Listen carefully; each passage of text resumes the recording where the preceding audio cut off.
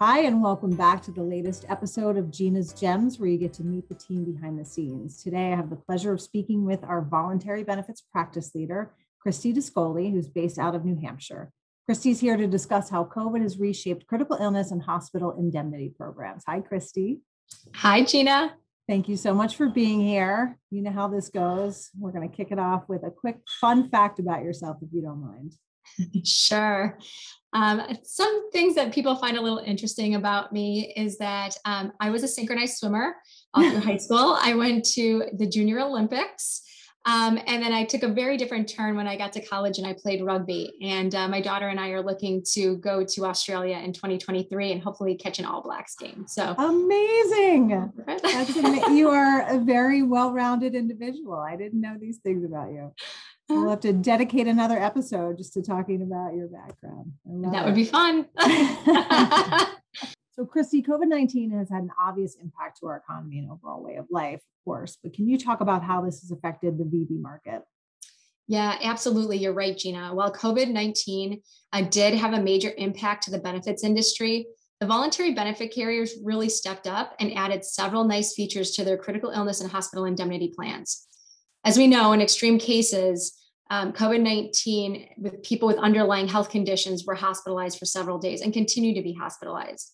The first change we saw in the market was that many of the VB carriers added COVID-19 to their list of covered infectious diseases.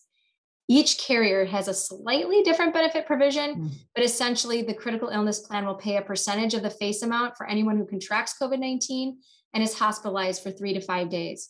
It was really nice to see the carriers move so quickly in adding this to their plans. Yeah, agreed. It's really great to see that carriers can quickly respond to market needs. So I also understand that critical illness carriers added other benefits to cover COVID-19 screenings and vaccinations. Can you talk a little bit more about that? Yeah, so glad that you brought that up. While not everyone who has COVID-19 is hospitalized, many still require a screening test and possibly a chest x-ray to be diagnosed. Some of the critical illness and hospital indemnity carriers also refiled their plans to include COVID-19 screenings and chest x-rays under their wellness benefit. By adding this to the wellness rider, the employee is eligible for $50 to $100 for that health screening benefit. That's awesome. What about the vaccine? Is that covered too? Yes. In fact, some carriers actually included the vaccination as well to their wellness screenings, which is not only a great way to promote the getting the vaccination, but a way to create more value for these types of benefits that employees are paying for. Yeah, I have to say, it's really good to see that the VB carriers are able to pivot so quickly to the changing needs of the market and drive more value. So just one more question for you. Yeah. It's around hospital indemnity plans. Have there been any other changes to these plans? You know, other than adding the testing and vaccinations coverages to these wellness benefits, there really hasn't been any change to the hospital indemnity plans.